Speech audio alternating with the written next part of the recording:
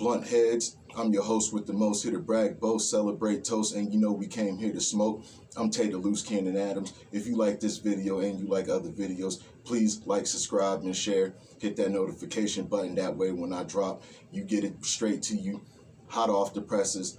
Go on the Very Blunt Sports Podcast YouTube page. Also go on the Anubian Blaze, the official Anubian Blaze YouTube page. Got a lot of music on there, some from the past, present, and you get a glimpse to see what we're going to do in the future. We here to let y'all know right now that the blunt is now in session, so toke till you choke. Pass if you want to, don't pass if you by yourself. Thank you for watching this. You could have been anywhere in the world, but you happen to be here with me, and I really do appreciate that. We're going to jump right into it. The last episode, it was some wrestling news, and I got some wrestling news coming your way right now. The last show, I was talking about the WWE Hall of Fame with the legendary Undertaker headlining the show. Also, Psycho Sid and also Big Van Vader, a.k.a. Vader. And now a new addition to the list is Queen Sharmell. She started her career as a Nitro girl in WCW. Then when WCW folded in 2001, she went over to WWE, did some behind-the-scenes stuff. She's going to be best remembered as Booker T's manager and real-life wife, so definitely big ups and shout-outs to Queen Sharmell. Now, sad news done hit the wrestling world.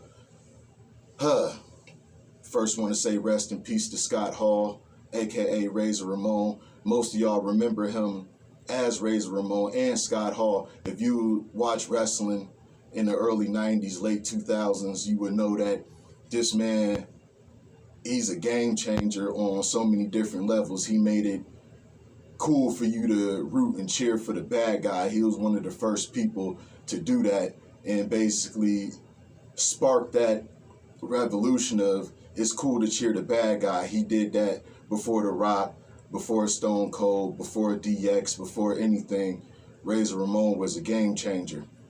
He came into before he went to WWE, he was in WCW, went by a different couple gimmicks. Some stuff wasn't working out for him, but then when he went to WWE, well, it was WWF at the time, he found a character basically similar to Tony Montana, and that character in Scarface, oozing machismo. He had the gold chains, the slick hair. Hey, for a minute coming up, I thought he was Cuban or Puerto Rican or some type of, Latin descent, something like that. But he was just Scott Hall, somebody legendary, somebody who held up there as one of the greatest intercontinental champions of all time. That's WWE's secondary title. He never got a chance to win the world title, which is a real travesty because he was real marketable. He was a good wrestler and all of that. If you don't believe me, go watch the legendary WrestleMania 10 ladder match between him and Shawn Michaels to basically unify the championship. And you will see why. See, I know all of my wrestling fans is loving this right now. Some people don't understand, the mechanics and the storytelling behind, some of these matches and how they build the rivalry. Want to tell y'all that ladder match was the first of its kind, and it went on to basically make the ladder match a regular stipulation by giving it its own pay-per-view with Money in the Bank, just basically giving it more and having it being held in a higher standard of matches. Still to this day, people talk about that WrestleMania 10 match between him and Shawn Michaels, and as they should. Now, he had wanted to jump ship. He went over to the rival promotion, WCW. Now, when Hulk Hogan did it, yeah, it was a big deal. When Macho Man did it, Randy Savage, yeah, it was a big deal. When the Nasty Boys did it, when Jim Duggan did it, Mean Gene Okerlund and Bobby the Brain Heenan, when they all went over to WCW, their presence was felt. It was a big deal, but how Scott Hall did it and how he jumped ship and went over there, it really had you thinking as fans like, yo, what is Razor Ramon doing on Nitro? Like, yo, what's going on? Like, they didn't know if he really signed, if he was just over there on some hostile takeover. They made the storylines and everything look real by having, police chase him and escort him out and everything like that. But little do they know, that Scott Hall was starting a revolution in wrestling.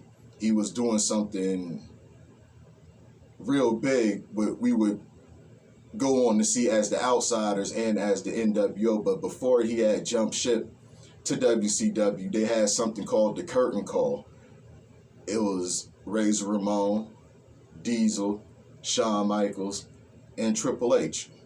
Now, at that time, Vince McMahon didn't want nobody to know that the good guys, baby faces, and the bad guys, the heels, he didn't want them to know that he didn't want the audience to know that they hung out, that they was friends, or anything like that. He didn't want them to break kayfabe. That's what they call it in wrestling. Basically, breaking character. By no means. If you know anything about this, the first exposure of breaking the other character was actually Hacksaw Jim Duggan and the Iron Sheik. They got caught in New York with some weed, so whatever. But those dudes that I just named, Shawn Michaels, Triple H, Kevin Nash, who was Diesel, and Scott Hall, they were all friends. They wanted to say one big goodbye to each other, so they all, hugged it out and basically create a wrestling moment that's still being shown to this day. And that was at 1996. Now, imagine if they had social medias, computers, phones, cell phones like that. That would have been a viral moment as far as wrestling.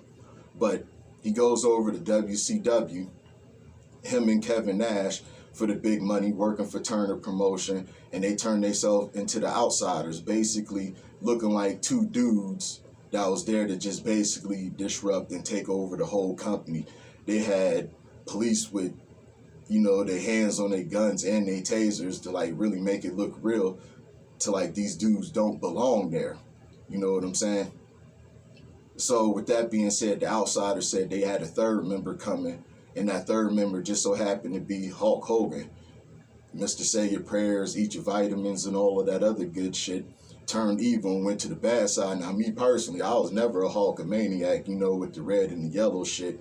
You know what I'm saying? Looking like ketchup and mustard. That just wasn't me. I said my prayers, thought about eating my vitamins. You see, that shit didn't work.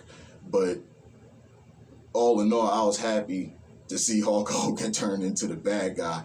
And it sparked a whole revolution called the NWO. People had the plain black and white NWO shirts. People was just throwing up the wolf pack. People love the music. They love what they represented as far as in the wrestling business. Like no other group before them or after them has had the crazy lifelong impact that they did.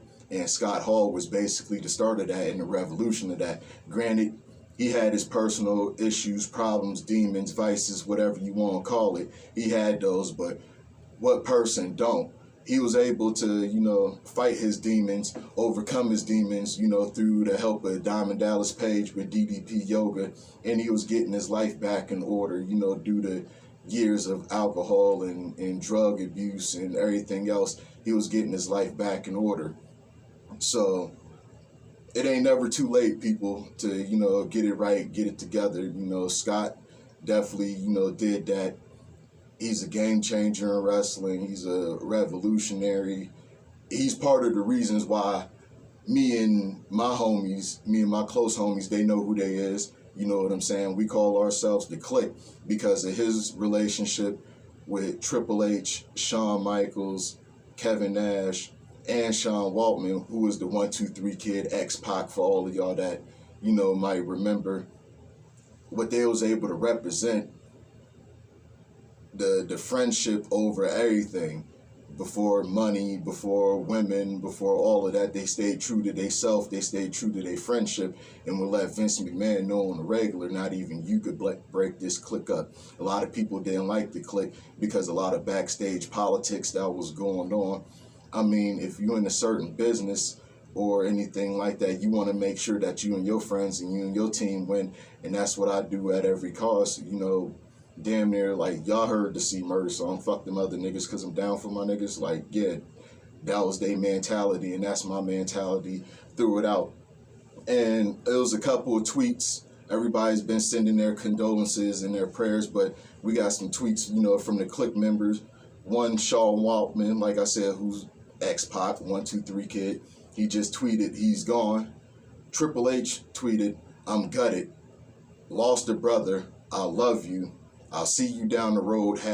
#buddy system. And Shawn Michaels just tweeted, I love you, my friend. Right now, send prayers and condolences out to the Hall family, everybody that he's touched, everybody that he's represented. He's a WWE Hall of Famer. He's in there twice, once as Razor Ramon, the character that he was in WWE with, used to be WWF at the time, and as a member of the NWO, which is the New World Order. So he's a two-time Hall of Famer. Can't take that away from him. You know, he had a quote at his acceptance speech when he was going in as Razor Ramon that said, tough times don't last, but the bad guy does. So heaven, open up your gates for the bad guy. If you got a toothpick, get you a toothpick, take it out your mouth, throw it at the camera, throw it at your TV, whatever, in remembrance of Razor Ramon. Just want to do this real quick. Always wanted to do this out of remembrance of him. Hey, yo. Rest in peace, Scott Hall, a.k.a. Razor Ramon. Now, quick NBA action. Real quick, just in case y'all don't know, now y'all know.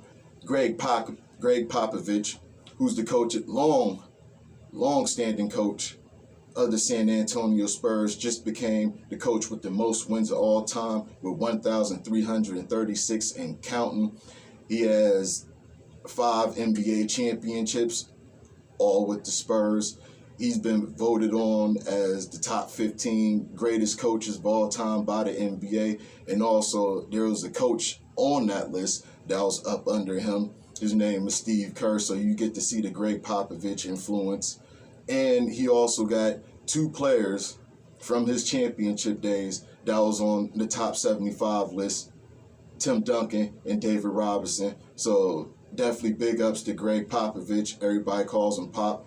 Long-standing USA basketball men's head coach. So he coached a lot of people, been in this game for a long time, and he still keep going. He's right under, as far as championships, he's right underneath Phil Jackson and Red Auerbach. But as far as wins, he got more than those dudes. So he is now the winningest, if I said that word right, I don't know. Coach, NBA coach of all time. He got the most wins. Lamest term, put it that simple. All right, then. Now, I read something. Shaq wants to produce a sit-down.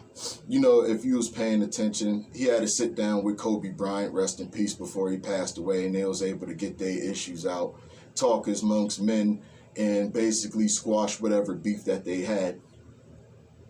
Next conversation sit-down I want to see is Russell Westbrook and Kevin Durant, Russ and KD. Will that happen? Hopefully so. But one sit-down that Shaq wants to make happen and he wants to produce is Isaiah Thomas and Michael Jordan. For those that don't know, Isaiah Thomas and Michael Jordan been going at it since the 80s.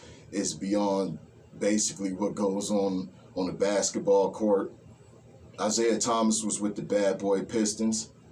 Anybody that, know a little bit about them or don't know, go watch the ESPN 30 for 30. I always said that if you watch the Bad Boys, the Pistons documentary, and then you go watch The Last Dance, it'll make you appreciate The Last Dance a whole lot more because of what, he had to go through, even though they highlighted what he had to go through with the Detroit Pistons in The Last Dance.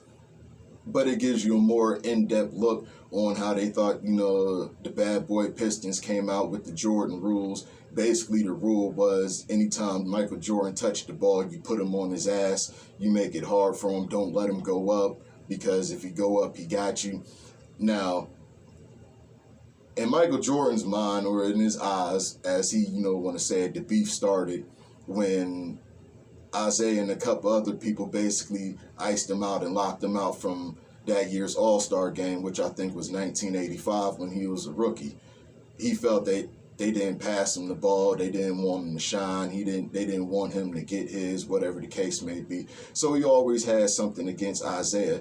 And then going into playing against the Pistons, of course, he had a problem with Bill Laimbeer. I mean, who didn't have a problem with Bill Laimbeer and his style and their style of play, which was a lot more physical. Some people might call it dirty. Some people might call it a little bit too rough, but that's just what it was at that time and at that era. But they beef basically started with that.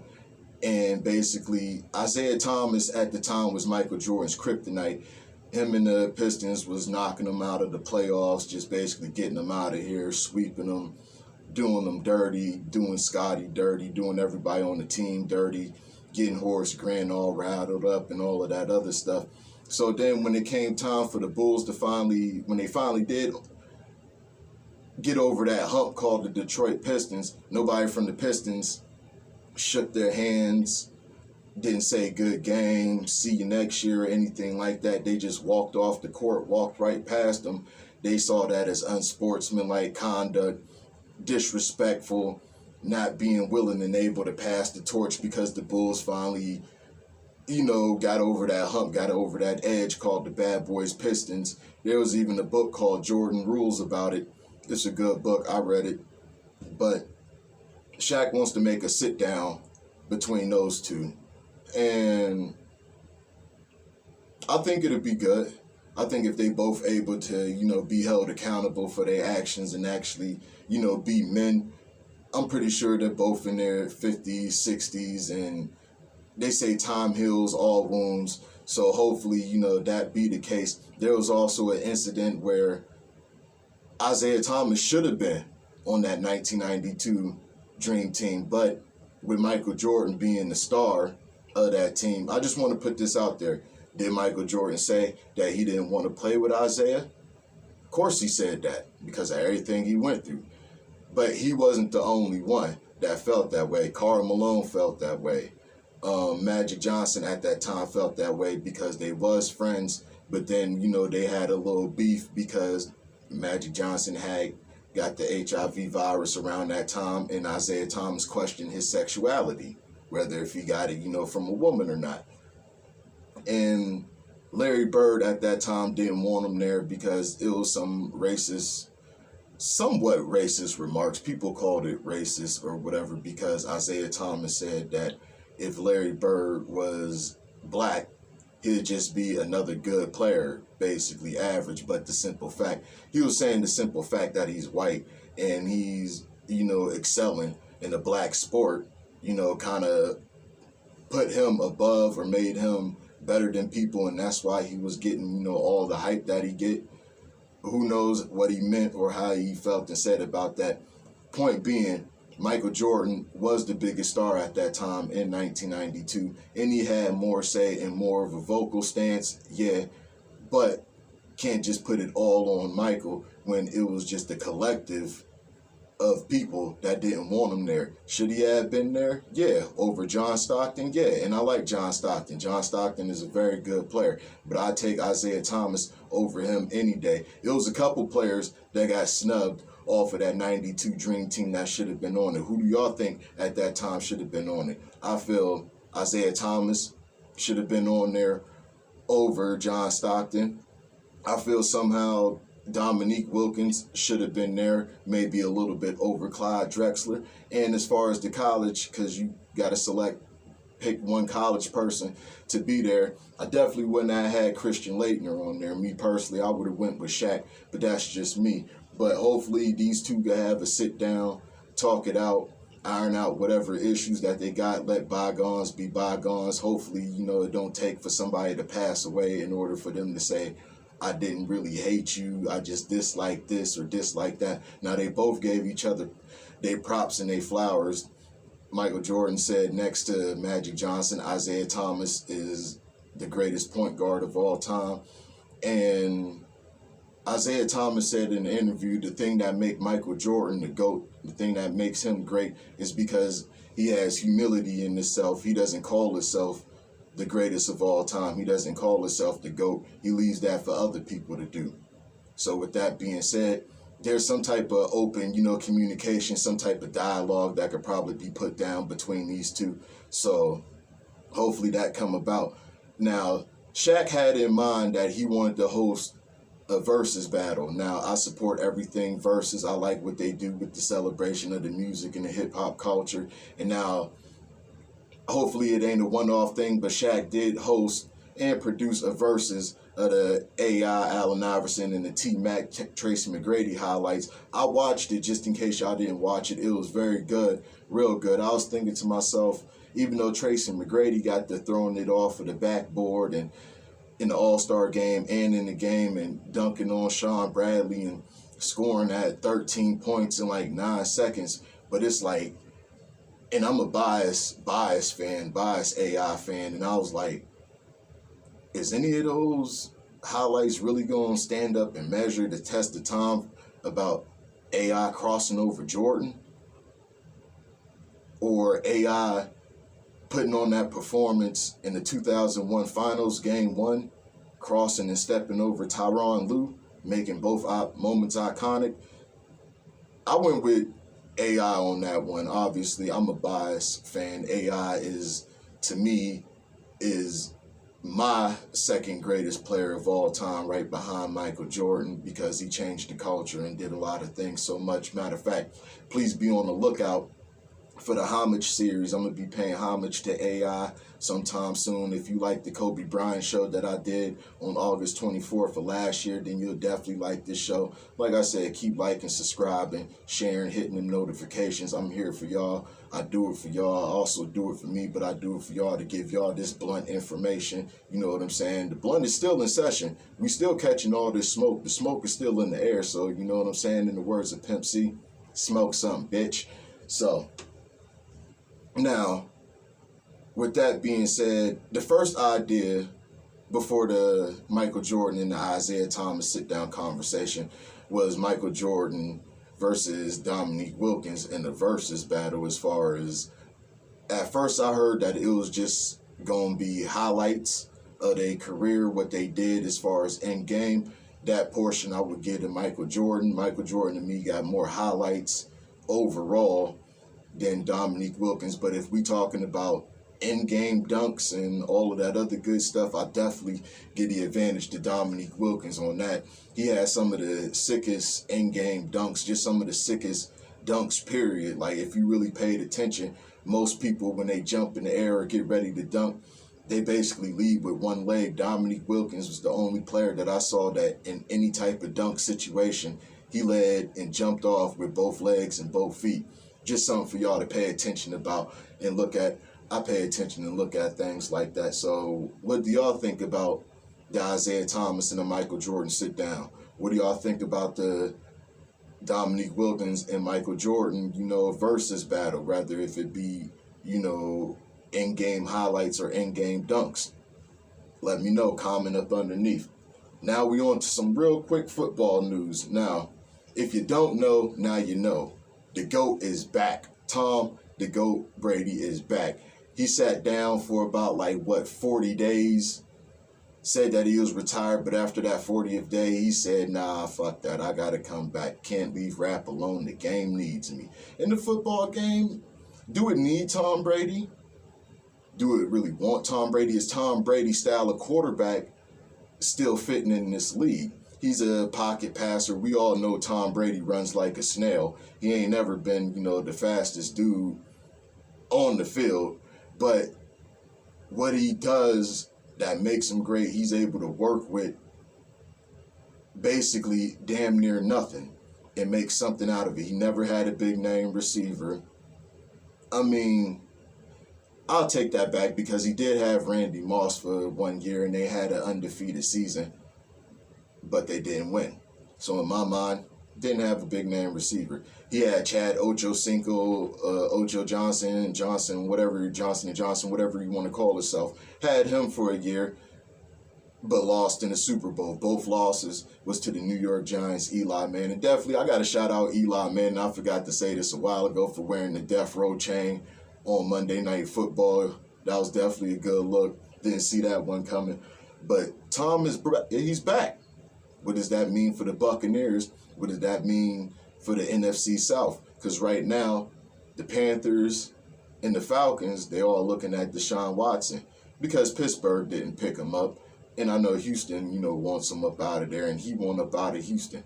But what do that say for that division? Could Deshaun Watson possibly go there and actually give it some competition, make it better? Because I'm calling it early. As long as Tom Brady is in that division and he's with the Buccaneers, guess what? They're going to win that division.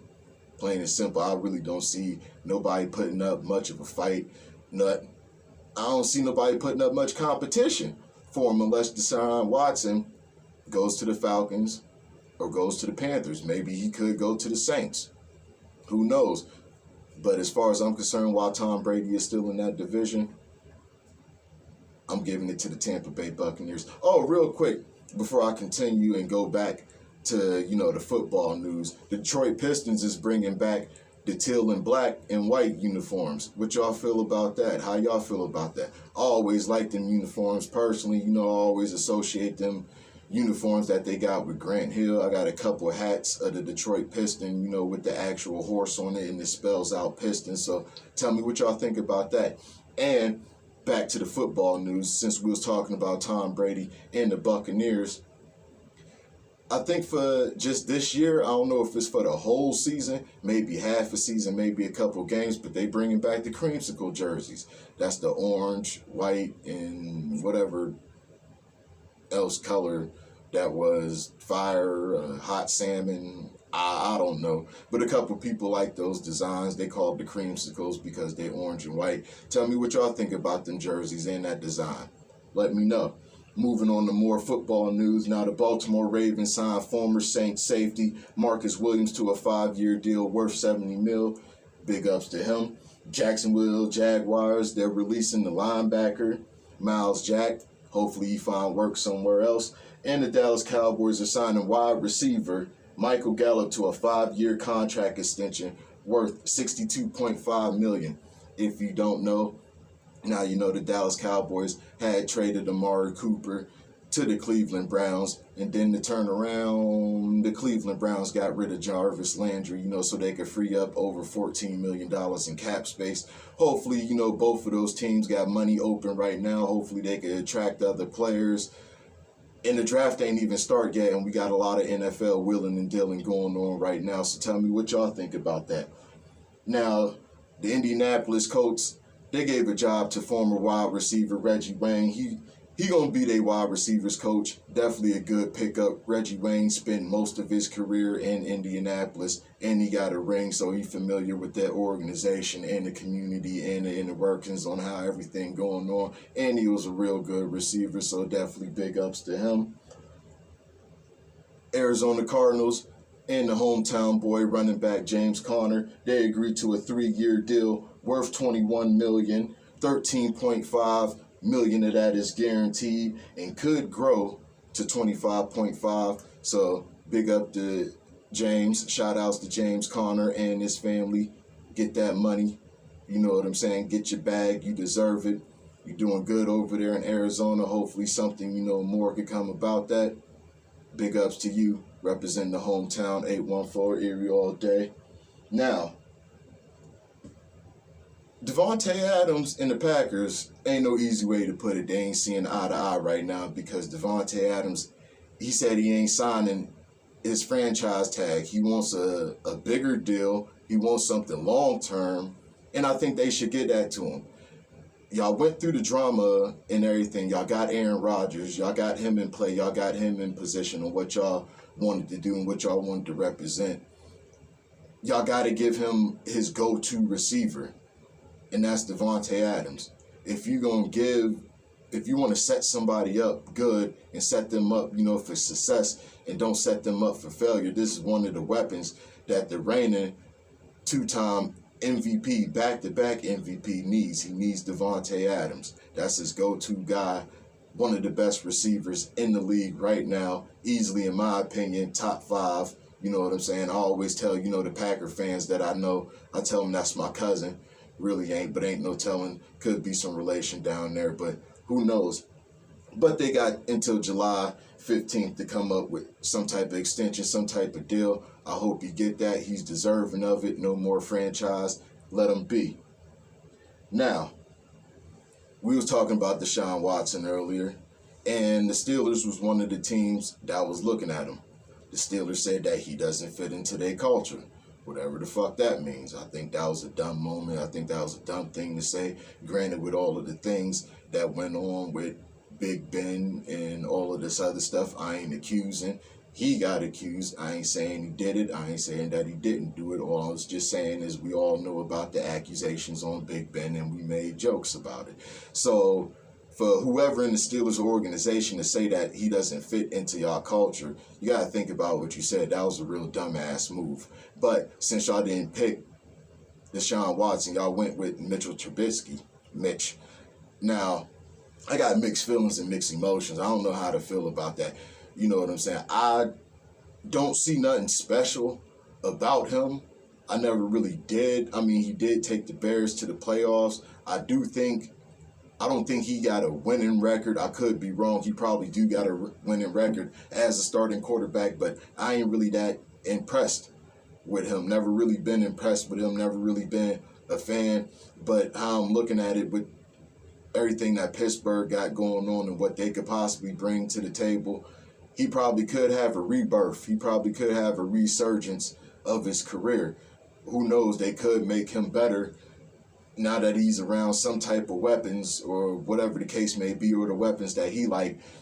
Maybe he could do something, with himself. I ain't going to rule him out. I ain't going to sit here and say that I got all the faith in the world about him, but I ain't going to also dog him and down him because we ain't seen him suit up in a Pittsburgh uniform yet to see how he's going to do, if he's going to do good or if he's going to do bad.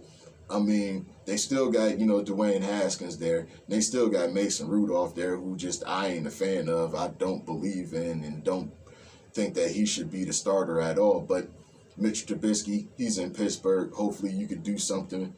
Hopefully you have some type of rebirth in his career. Hopefully this is the right step for him. So basically what I'm saying is big ups and kudos to him. Now, Blunt's still in session. And there's something else that I got to smoke on. I got to burn this bitch down about everything that's been going on. If you don't know, now you know. I'm from Erie, PA, 814, all day, stand up, born and raised, lived everywhere in this city, from the lower west side to the lower east side to the hood, Schaefer, Hawley, Westbrook, Terrace, down the way, you name it. I done been around there. I done lived there. I love my city. I love where I'm from. Hopefully, I could be a door or a beacon of light, to open it up more, to show that, there is talent in this city. And as long as we band together and stick together, there ain't nothing that we can't do. You know what I'm saying? There's strength in numbers. There ain't no unity without you and I. Just want to let y'all know that they thrive off of our lack of unity and against everything that, anything that's going to keep us segregated or apart, you know what I'm saying, as a people. Now, this is what I'm smoking on. This is what I'm going to burn the fuck down. Andy's Pub. First off, Andy's Pub been getting a lot of complaints. Y'all been getting a lot of flack. Turn my hat around about everything that's been going on in y'all establishment. Now, first and foremost, if you're an owner or something, you can technically refuse service to anybody that you don't like or anybody that you feel is harmful to your establishment. But it just seemed like y'all just only picking and pointing as making it seem, I'm going to just come flat out and say it, like y'all don't want no black people in y'all establishment. The rules and some of the things that y'all put up in play not only implies that y'all don't want black people at your establishment, it kind of comes across as you don't want people there, period.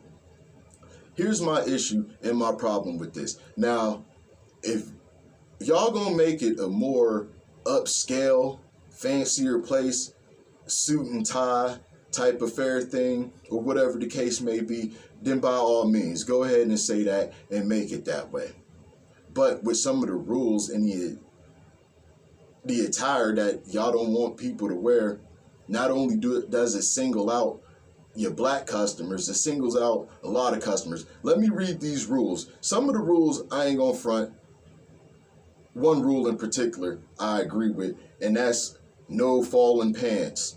No pants hanging off your ass, no showing your ass, and none of that. I agree with that rule because men, grown-ass men, don't wear their pants off of their ass. Grown-ass men ain't sagging. Grown-ass men ain't making themselves look available like that. That's what my granddad used to say. Anybody that was sagging and got their pants hanging off their ass and showing their ass, he would say that they look available. If you knew the meaning behind sagging and all of that other shit, you'll probably pull your damn pants up. I hope you would. You know what I'm saying? Plus, why would you want to advertise like that? Don't nobody want to see your ass, whether if we playing pool, whether if we playing darts, whether if we drinking, whatever the case may be. Don't nobody want to see your ass, so pull your damn pants up.